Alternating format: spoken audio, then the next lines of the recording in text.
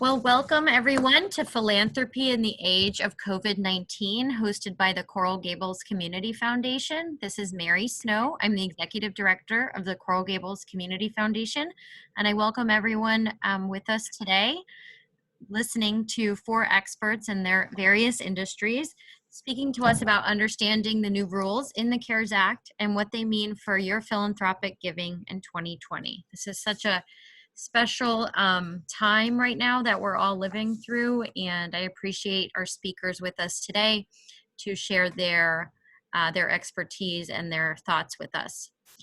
First, I'd like to introduce Michael Walsh. He's going to answer our first set of questions. Michael Walsh is a wealth manager at Avensky & Katz Foldis Financial, where he works with individuals, families, and institutions to meet their financial goals and serves on the firm's investment committee. Michael is also the treasurer of the Coral Gables Community Foundation's board of directors. And he's also a member of the Junior Orange Bowl, the Financial Planning Association, a former board member of the Lubbock Choral, and former member of the New Jersey Symphony Orchestra Planned Giving Task Force. Michael, thank you for being with us this afternoon. Thank you, Mary, for having me. Very excited to work with you and the rest of the panelists. So first up, Michael, I'll go ahead and ask you a couple of questions. First being, what steps has the government taken to secure up the financial system? Well, that's a very important question, Mary. And a couple of months ago, the federal government, in terms of our elected professionals and representatives and the Federal Reserve, realized that we were facing a tsunami related to COVID-19. So they passed sweeping legislation to go ahead and to fire a bazooka at it to try to shore up the financial system. One of the things that the federal government has done was passed the CARES Act, which is a multi-trillion-dollar act specifically designed to get money into the hands of individuals, shore up the financial system, and to get money to small businesses, as well as expand a lot of things that fall under it, which we'll talk about in a little bit. Looking at the other side of the coin, the Federal Reserve, they immediately stepped in to lower interest rates, but that wasn't enough. There was an imbalance of too many sellers and not enough buyers in the fixed income market. So what they did was go ahead and create multiple credit facilities, and they've pumped over $700 billion into those credit facilities to go ahead and to provide liquidity for fixed income in the form of municipal securities, treasuries, mortgage-backed securities. Basically, they backstopped the entire financial system to make sure that the liquidity was needed, was there for individuals. And these two things together are the 1-2 punch that our elected officials, as well as the Federal Reserve, has taken to fight the impact of COVID-19 and the economic results of that. Thank you, Michael. And what do you see as the major implications in the CARES Act? Well, as I mentioned a moment ago, this is a multi-trillion-dollar piece of legislation that came out that has more sections in it than we have time to discuss today.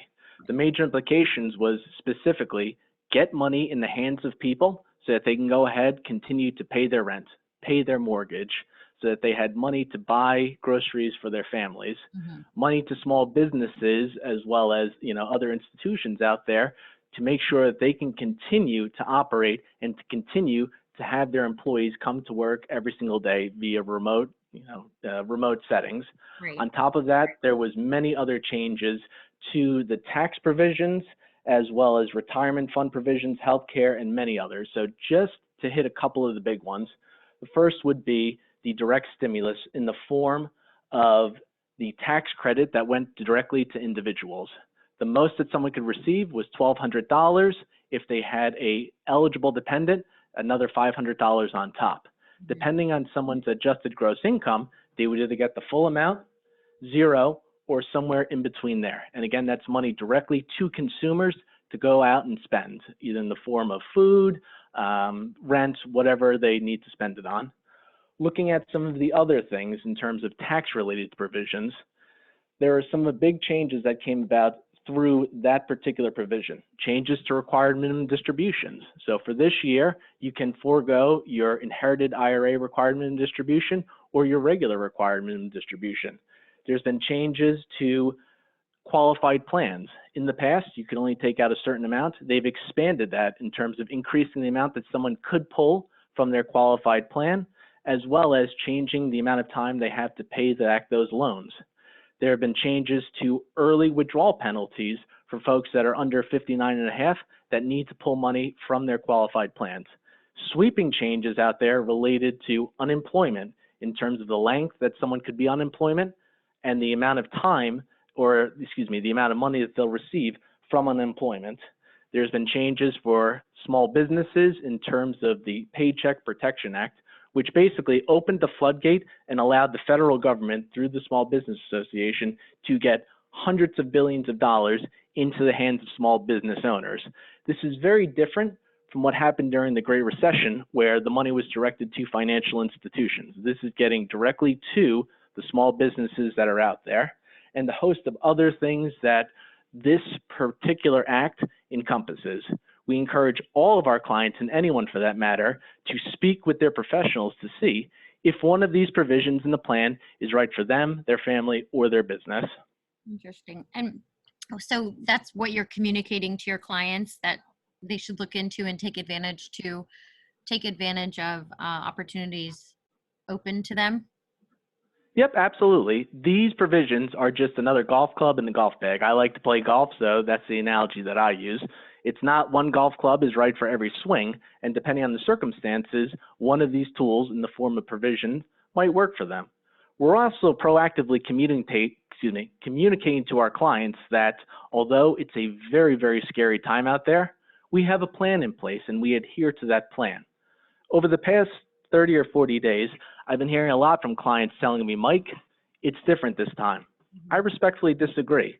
It's a different reason why the market's down substantially, but the market has been down substantially many times over the course of our lives. And unfortunately, there are two outcomes. One, the market goes down and stays down, and the world that we live in has fundamentally changed. The second option is the market goes down, but then it recovers. And that's exactly what we're planning for with our clients. We also review a couple of the bedrocks of our philosophy.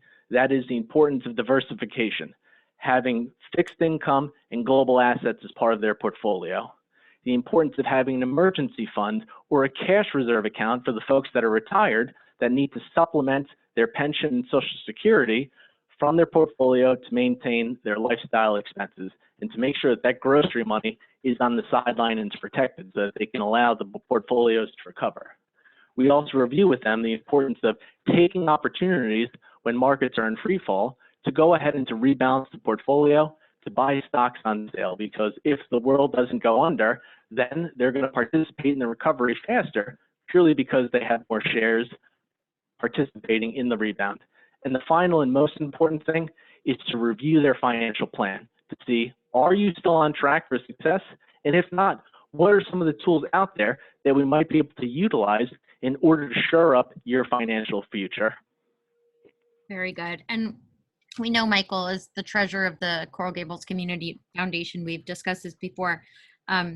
Donors aren't able to place their required minimum distribution in their donor advised fund, but they certainly can make an unrestricted gift to their charity of choice, whether that is a community foundation, making that gift unrestricted, or to any charity of their choice. Do you want to elaborate on that a bit? Sure. The government allows us to give money directly to public charities that qualify in the form of money from their IRA. It could help satisfy their required minimum distribution for the year, and that's up to $100,000. The reason why they won't allow you to do it for a donor advised fund or a private foundation is because you still have control over it.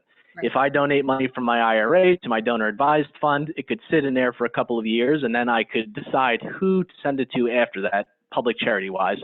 That means that there's still strings attached to that money. The government says we're not allowing that, but giving it directly to the public charity in the form of an unrestricted gift gets around that. So this allows folks to achieve their philanthropic objective, lower their income, because if the money goes directly to the charity, it's not going to show up on their 1040. But we also encourage all of our donors and everyone that I work with that, again, the RMD directly to charity is just another tool in the toolbox. There are many other strategies out there, whether it's donating appreciated securities, artwork, cash, or 100 other things that potentially someone could utilize. We sit down with their professionals and find out what is the best tool available to achieve this philanthropic objective and work with them and their professionals to complete that gift. So there are a lot of different ways that folks can be philanthropic. It's just finding the 1 to 2 strategies that make sense for them. Thank you, Michael. Thanks for all that excellent insight from your perspective as a wealth manager. I'd like to move on now next to our next panelist, Patricia Siles. Patty Siles is a partner at Hancock, Askew and Company and heads up the Coral Gables office. She's a partner in the tax and accounting department with over 21 years of experience.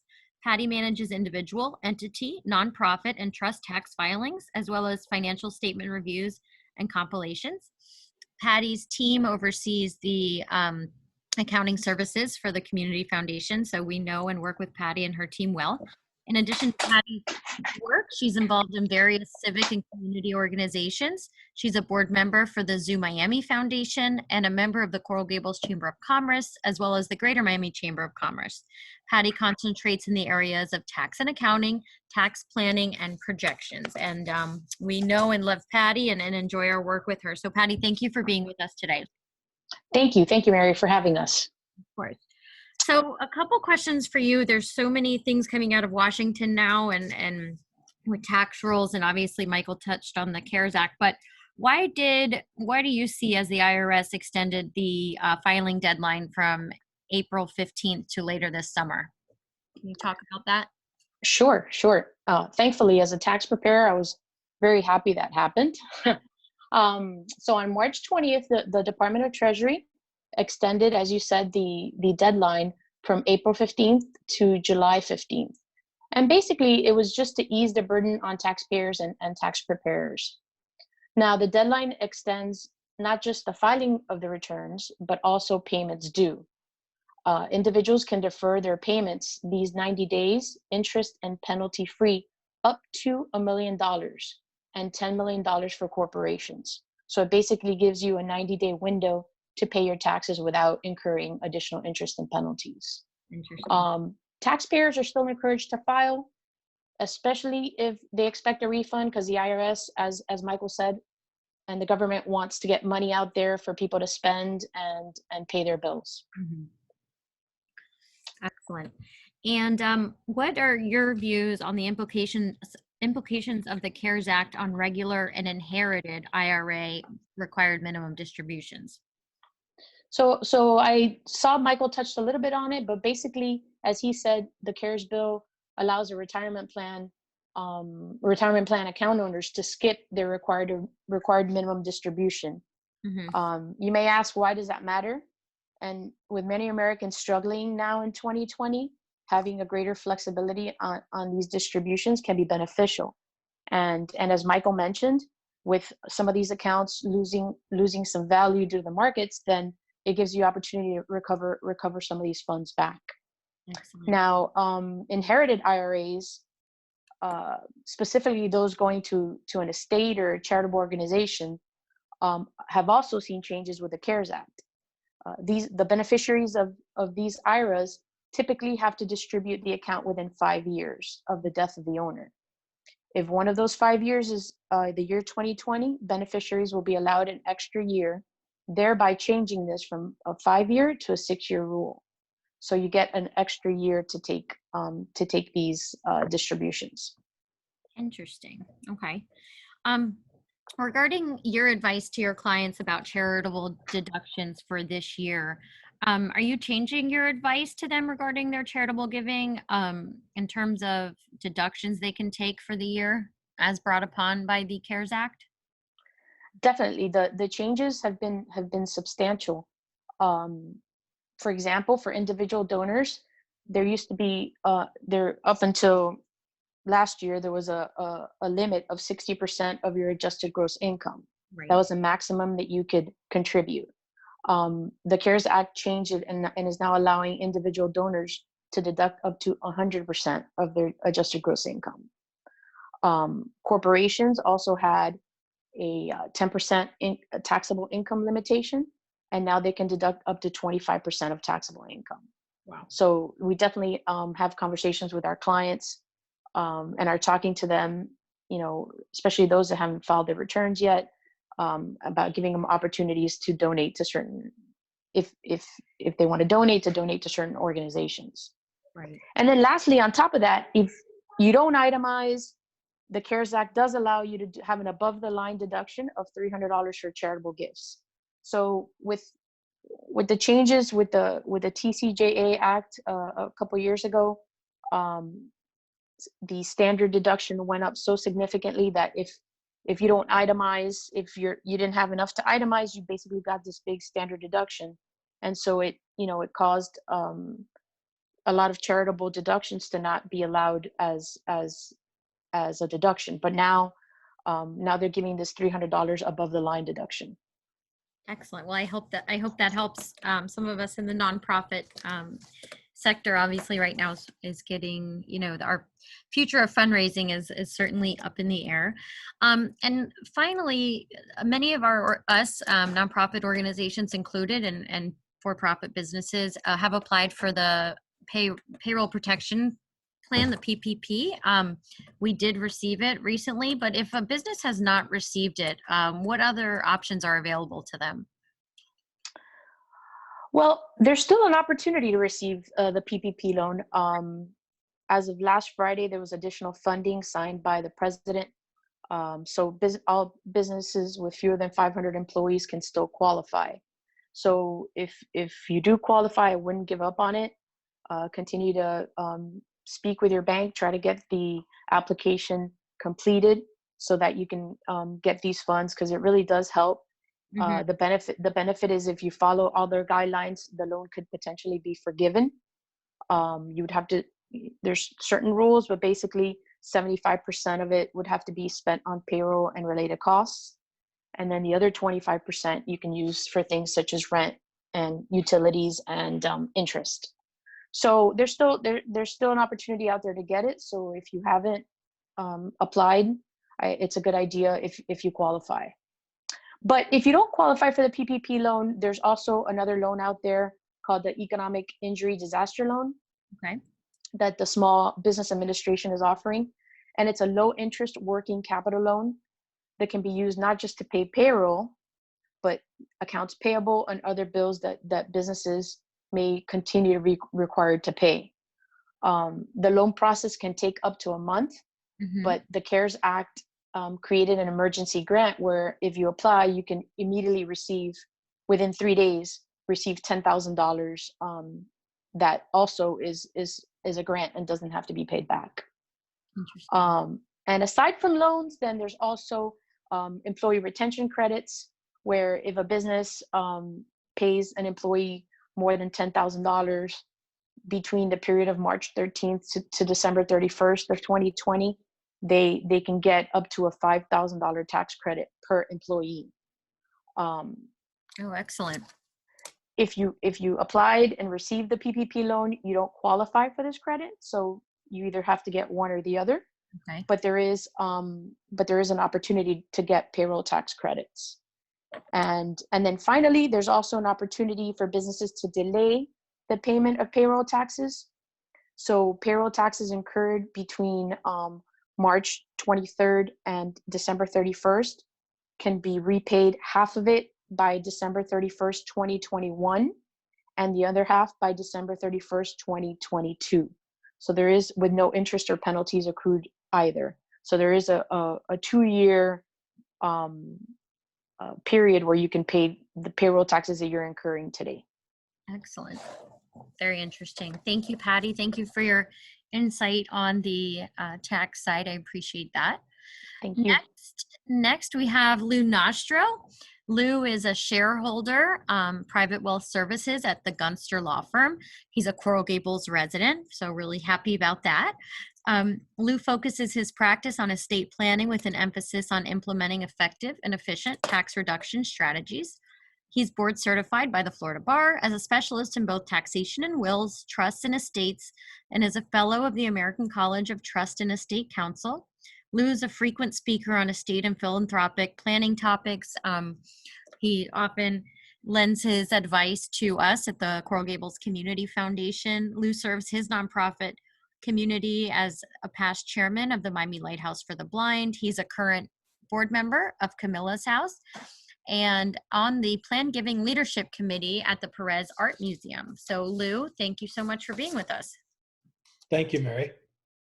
So Lou, this situation has presented opportunities to minimize estate and gift taxes. Would you mind elaborating on this and your feelings on this topic? I'd be happy to. I was going to call this a once in a lifetime opportunity, but we actually had almost the same opportunity 12 years ago in the 2008 financial crisis.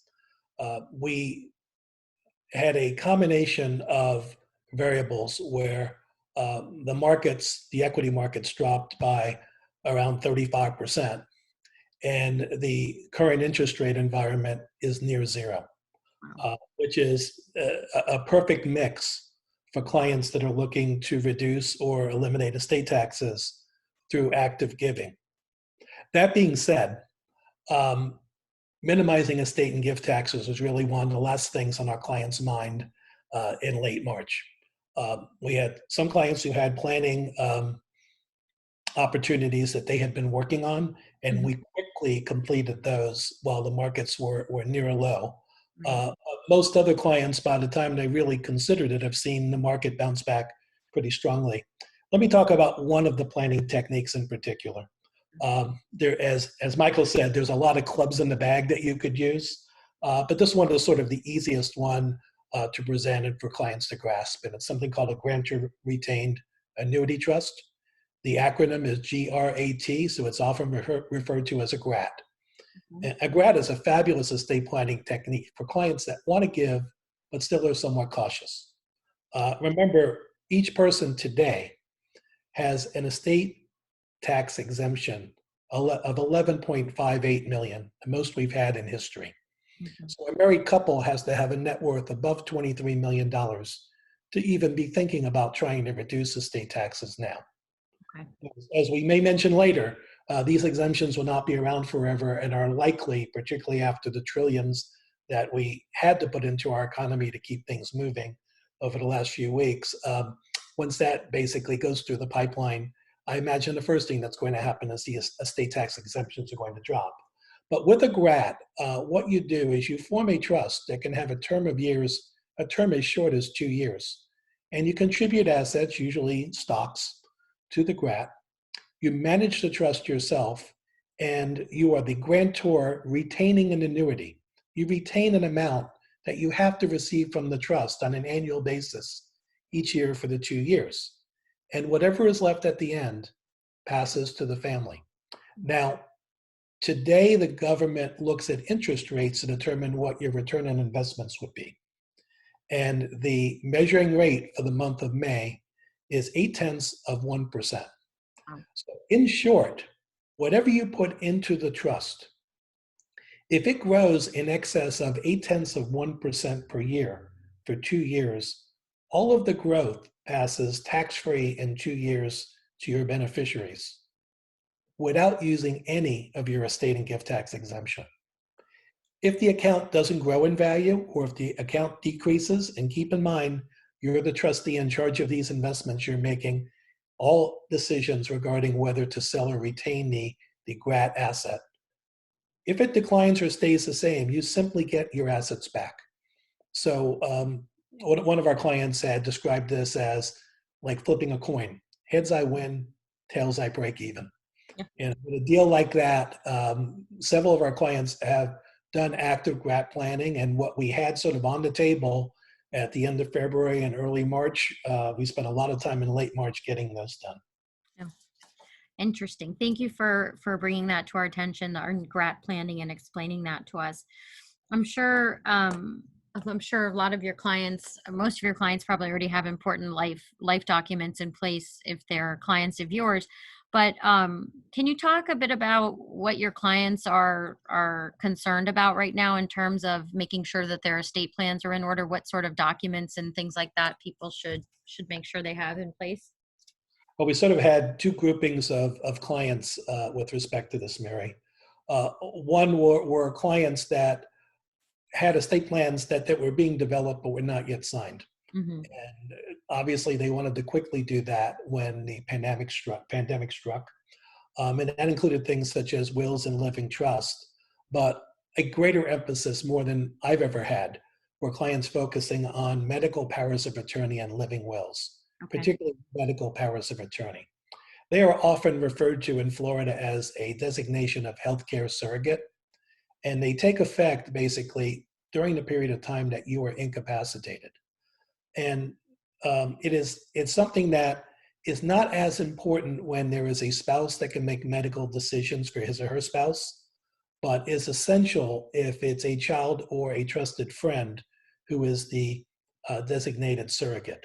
Because when somebody is hospitalized and reach a point where really they cannot communicate, Mm-hmm. the HIPAA rules prevent most. The HIPAA rules present most anybody from gathering information, whether it's getting medical records, being able to communicate with physicians and nurses, applying for insurance benefits, et cetera. So with the two sort of spheres of clients I was talking about, we spent a lot of time with one set finishing their documents and getting them done. And then we had a whole other set that it seems like everybody finally went back and looked at their estate plans and said, I'm not so sure I want this person as my designee.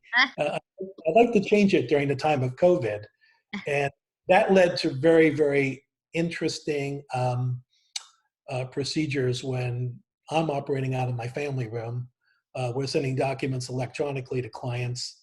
We have to arrange for 2 witnesses in the times of social distancing, whether notaries are necessary, et cetera. And then we had a subclass of clients, and thank God they were all okay. But we had a number of clients who actually were tested positive for COVID, and a few that were hospitalized, but thankfully nobody was that serious and everyone's okay. But it also involved us getting electronic documents to doctors and family members and answering questions. So it was an interesting time. Wow. So your service goes far beyond a typical deliverables of a state attorney.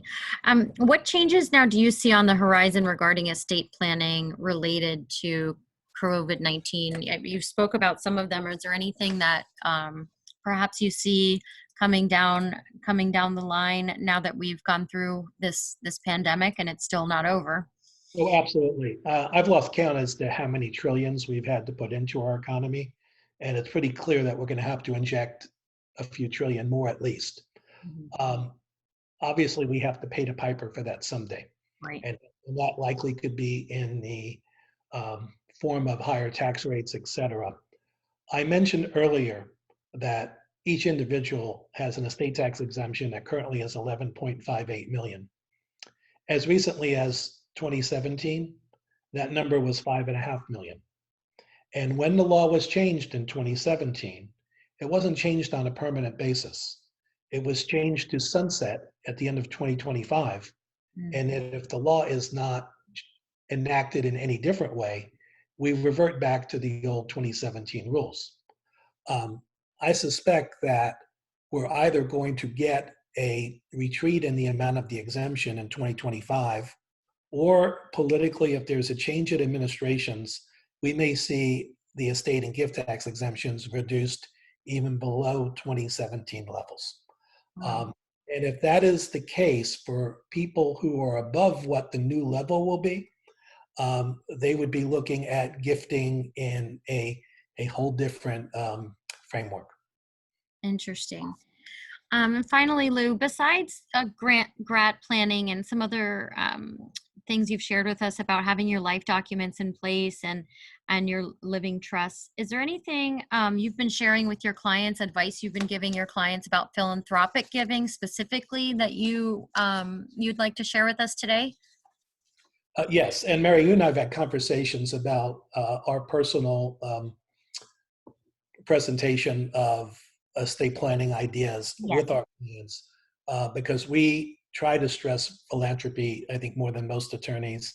Right. And we're blessed that we deal with a lot of clients who are very generous, and some who have made even greater gifts when they realize the range of tax benefits and sort of the full picture of their estate plan. Sure. And there are a couple of these aren't for everyone. They're for just particular clients. Patty mentioned earlier that in the year 2020, but only in this year with the CARES Act, clients can give up to 100% of their adjusted gross income to charity and take a full deduction. 2 years ago, that number was 50%, and any excess would be carried forward. So if you had someone who had an income of, say, $400,000 a year, 2 years ago, she could deduct $200,000 in her taxes. And if she gave more, it would be carried forward. Last year, when we had a 60% limit, it was $240,000. But for this year only, it's $400,000. So for those that want to make a very substantial gift, this is the year to do it. And one twist that we have so far, one of our clients working on, and this isn't for everyone, for someone that wanted to make basically a larger gift and knew they were going to do it someday, but now want to do it, that client is increasing his adjusted gross income by basically doing an IRA conversion to a Roth conversion and basically triggering the income tax liability now and then giving a larger amount to charity to offset it. And then he, for the rest of his life, will be taking distributions from the Roth IRA and never pay income tax on it. So it's a way of effectively shifting money that would have gone to the IRS and having it go to the charity of his choice. So we love that plan. It just isn't for everyone, but for those that it fits with, it's fabulous. The other thing that we're doing, and it's way too complicated to explain in depth, with the probably 1 minute I have left, is doing a form of a charitable lead trust. And we have another client that is doing this where she is basically saying, I'm putting money in trust for a 12-year period. The IRS right now thinks you can only make 0.8% annually on your money. So she knows she can do better. She is basically saying, I'm going to pay 10% from this trust every year to charity for a 12 or 13-year period. And actuarially, it's treated that the IRS says what will be left at the end of 12 or 13 years. It's like a passbook savings account. If you have $100 in it and you take $10 out, but you only make 80 cents, and you do that for enough years, you're supposed to have nothing left. Mm-hmm. But if you actually make 5, 6, 7, 8% on your money, after 12 or 13 years, there really is a lot left.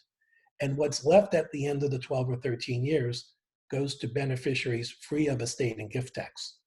In that case, what you're doing is you're shifting a lot of what would be estate and gift tax payables for somebody that has an estate larger than the exemption, and you're shifting some of it to charity and some of it to your kids and none of it to the IRS. So those are the types of things that we're working on. Interesting. You're the best, Lou. Thank you so much for your perspective. Next, we have Maria Blett. Maria Blett is the Senior Vice President and Senior Fiduciary Advisory Specialist at Wells Fargo, the private bank. She's also a Coral Gables resident. Maria had been in the financial services industry for over 37 years. In addition to her professional involvement, she's extremely involved in the local nonprofit community, local and globally.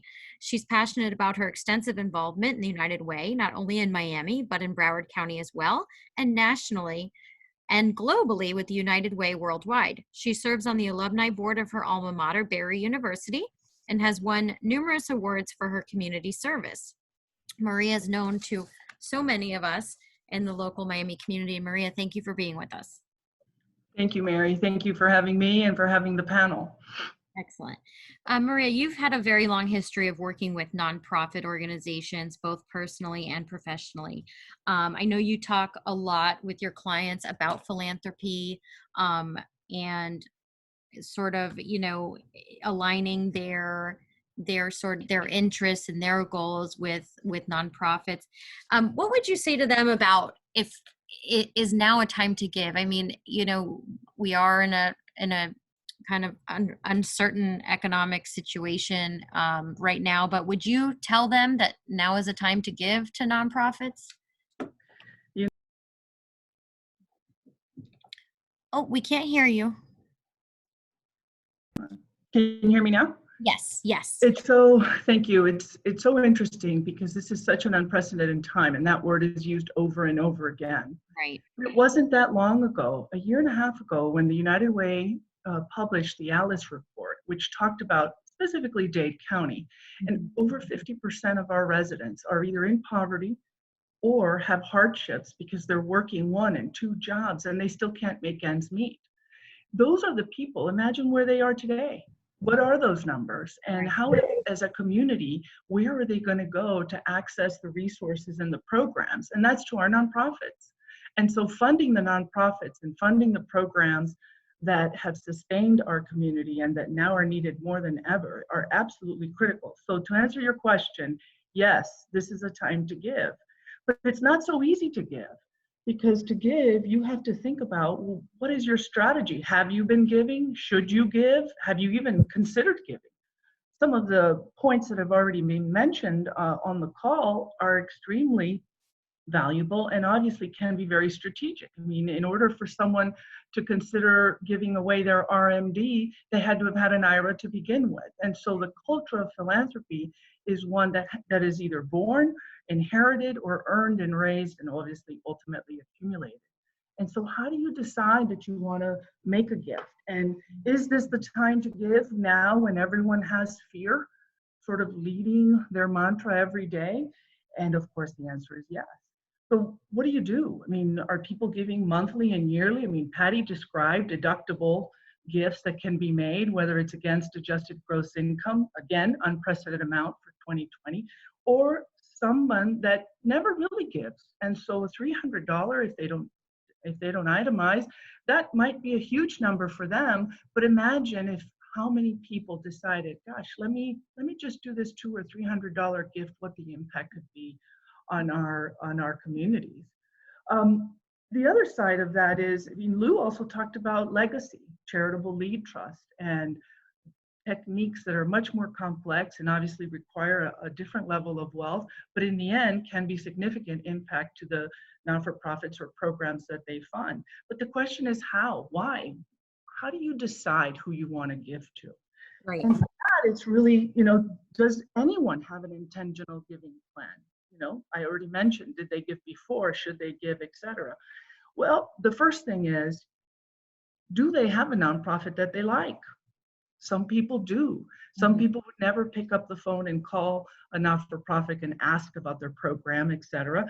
But a lot of times it really does start with what you like, or what are the initiatives that are of interest to you. Some people support the arts, some the elders, elder care, some animals, health and human services, obviously for the children, or education. I mean, obviously Coral Gables Community Foundation is a program that is supporting not only the community and those that live in Coral Gables, but they have structure, they have a program. So if you were considering aligning yourself with a not-for-profit, where would you start? Well, it'd have to be with your values. What are those values? Which one of those categories do you enjoy, or do you watch, or do you see exactly how they're growing and how they're being serviced in our communities? Are you willing to engage with a nonprofit? Are you willing to call them? Are you willing to call a friend and find out more? Go to their website. Everybody has the website. Everybody has social media. At least they should have, in order for people to become informed. And there's a lot of very well thought out and intention marketing and social media outreach that our nonprofits are doing, but you have to read it. You have to be on those platforms. But it goes beyond, do you know the organization? Do you know what they're doing? You have to understand, what is their process? Do you trust them? Do you know another donor that's giving money to that organization? Do you know how they spend their time? What exactly their programs, how exactly their programs work? How many individuals are impacted by their program? Is the organization accountable? I mean, these are all important points that would impact anyone that was willing or thinking about giving a gift, maybe over $100 or even a $50 gift. Most people think twice before they make a gift. We get calls all the time requesting funds. Some people choose to watch from afar because they haven't met the people that benefit. They don't know too much about it, etc. But people don't realize that cash is one thing, stock is another. Charitable Lead Trust is yet a third. An RMD cash gift is something else, but they can also give their time. They can go. A lot of nonprofits right now are experiencing gaps, whether it's human capital, and they actually need people on the ground, and people might have skills. They might have time that they enjoy, whether they're accountants or in the finance industry or even marketing people. They may come in and help not-for-profits get the word out so that people can hear their voice, can see what they're doing, whether it's digital or in person, or even on the phone. Some still do that. So obviously, leadership and mentoring, you can assist a not-for-profit in so many different ways, in addition to a potential cash gift or a long-term gift to an organization. So when you talk about this time, this unprecedented time, I'll use the word again, how has the COVID impacted our not-for-profit sector? It is significant.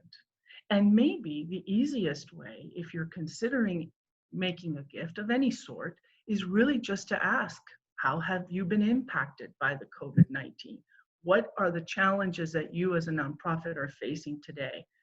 We know that they're impacting our community. We know that they're providing program, and in some cases, absolute basic necessities to the people that live around us. But what is the bigger challenge? Maybe that's something that a potential donor would be interested in. Mm-hmm. You know, sometimes it can be the little things. I remember sitting in a Coral Gables chamber lunch, and there were kids all around, and they were helping to cook. It was a big platform. I believe, Mary, you were there. Yeah. But at the same time, near the end of the program, someone went up and they described, or they presented a check to the Coral Gables Community Foundation that was going to fund the cooking school scholarship fund at the Coral Gables High School. Mm-hmm. The way that the people in the audience saw that contribution, and the fact that they could connect across the, essentially across the floor, because it was a big room at the Biltmore, with the program, with the kids that were standing there in front of them, was huge. And people don't realize that it's sometimes the simplest of acts that could really make an impact. Now, today we can't be in a big room, clearly, but those are some of the things that sometimes can really just impact the people that are around, that are listening, that are watching, and that does create word of mouth, and that message will continue to be shared. And so, it could be as basic as what are your challenges, or it could be as basic as, hey, what kind of structure does your organization have in order to sort of live through this period of uncertainty? I think you bring up really good points. Especially now, obviously, nonprofits are, a lot of unrestricted fundraising has sort of come to a standstill right now. I do believe it will pick up. A lot of us have shifted to pandemic response work in our communities. I know the Community Foundation, we're serving meals every day at 4:00 to people who have lost their jobs, and providing computers to those who need them for working from home and schooling from home. And a lot of us are pivoting and responding to those greatest needs right now. And some of our future events and future fundraising plans that do involve gathering large amounts of people, we're all having to question that now. Is that safe? Is that realistic? Will our donors want to do things like that? So Maria, I think you bring up really good points on creatively giving of time and talent to nonprofits. So thank you for your feedback there. No problem. I think really just as a summary, the panel has brought up some very strategic, very hands-on, and to some degree mechanical, and to some degree obviously much more than that, resources and steps that could be taken. In the end, charitable donations have a broad reach. We can support a lot of people in our community, and with the unemployment rate now, I think the number is over 26 million. There are a lot of people out there that need it, which means that they are accessing all of the different resources and some of the investing back into us, into the country that Lou described as well. But in the end, the process of using your own wealth, whether it's a little or a lot or much more than that, is so deeply personal that you have to start you really have to start with the basics and start considering what you want to do, what you want to accomplish, and how you want to accomplish that. The only thing I can think of is that all of these options and all of these resources that are now available, anyone that is willing to listen, frankly, or read up on it, or hit a website, or any of the notions that have been discussed, I just hope that it's going to inspire people to act, because yes, this is the time to give. And there's no doubt in my mind that people that are listening to this panel and to all of these resources, if it just inspires one person, maybe it'll inspire more than that. But thank you so much, Mary. No, thank you guys. And thanks all of you on the panel. As I mentioned before, we're at the Coral Gables Community Foundation responding to our community's greatest needs. And, we really work to enhance the quality of life in our community, and are here for all of those donors that, we serve as the philanthropic conduit in our local community, putting together donors and the greatest needs. So we've been successfully working at that for the past 30 years or so, and we manage about 80 donor advised funds for local families and businesses and nonprofit organizations, helping them manage endowments. And it's our pleasure to do our work. And thank you to all of our panelists, Lou, Michael, Patty, and Maria. Thank you all for being with us today, offering your advice and insight in your particular areas. It's been very, very helpful to all of us. So thank you. Is there anything anyone would like to add before we go? Okay. Well, thanks again to our panelists, and to all of you listening. Be well and be safe. Thank you. Thank you, Mary. Thank you, Mary. Thanks, Mary.